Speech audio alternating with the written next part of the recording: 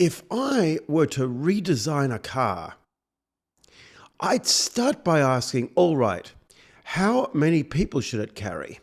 And I'd say, I don't know, 4, maybe more, if, say, it's a big family.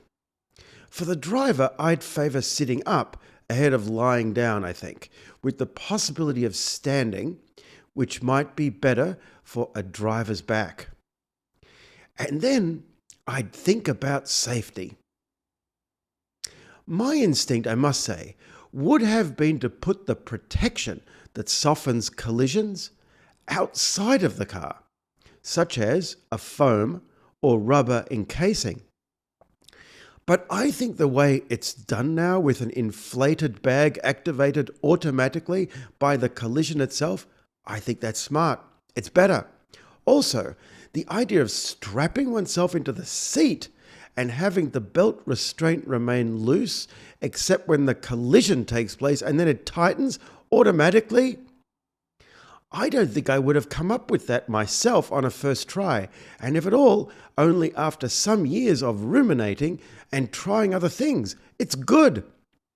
That said, however, there will be crashes where the car is squashed, and then it may be safer, in fact, for the occupants to be thrown altogether clear of the vehicle before, ideally, the collision itself takes place. So I think in those cars with retractable roofs, the seats should eject when that's the safer option. And in cars with a fixed roof, the seats should eject the passengers out of the window, in which case the windows should open very fast and the seat should eject you out of the window again very fast, if this improves chances of survival. I do like how the direction the car is going, this way or that way, is controlled by turning a wheel, where the car goes in the direction that you turn the wheel. It's intuitive.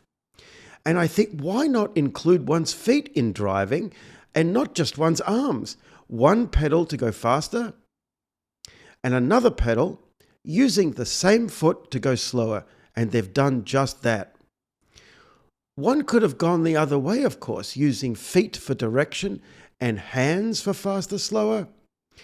But there's more finesse in fixing upon the right direction than in faster, slower, so let the hands determine direction. That seems right. The one variation, however, that I would make is, in addition to backwards and forwards, I'd add an option to drive sideways.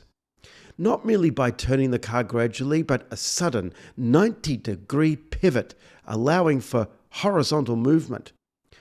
A considerable number of accidents could be avoided that way. Windows in a car make a lot of sense.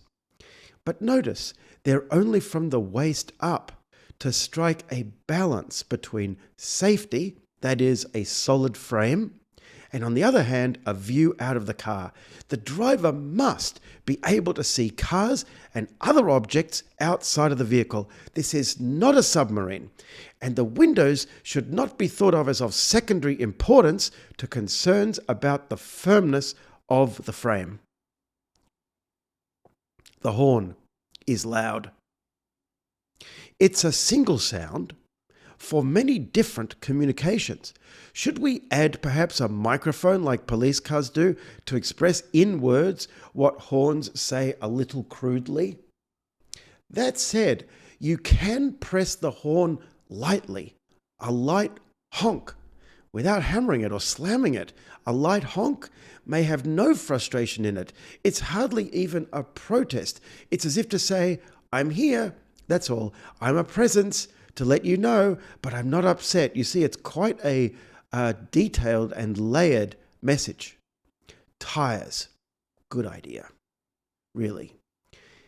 If I were redesigning a car from scratch, I hope I wouldn't think of scaling up a larger version of people, where we might sit or stand inside the car's belly encased in glass, and the vehicle would walk around, which would have advantages because you could move side to side more easily.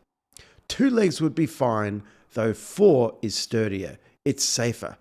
The legs of such a car might reach 30 or 40 feet high. Such a car might run fast if it's that tall, and you'd be able to see far ahead. Also, it would be a thrill to be up that high. But I'm not insisting on that change, not at all. I think tyres were the right choice. Tyres are smooth, aren't they?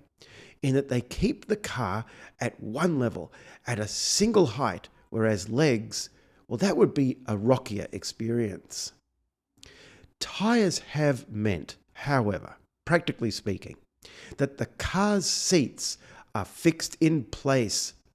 If it's a sunny day and you're in the back, it would be nice, wouldn't it, to swivel around and be able to elevate your seat, say 10 feet up or higher? You're strapped in, you're not going to fall out, so why not improve passenger experience that way? Such a car would need a retractable roof, leaving a space straight above for looking up and for the seat to rise into. For the driver, as long as the steering wheel and the pedals can move with the seat, I think there might be some benefits to elevation there too, within reason, of course, by say 15 or 20 feet. One might respond, well, we could use bigger tyres, and that would mean a higher car that could go faster with less tyre revolutions per second. But a bigger tyre does make it harder to get into the vehicle and out of it. It would require a larger step.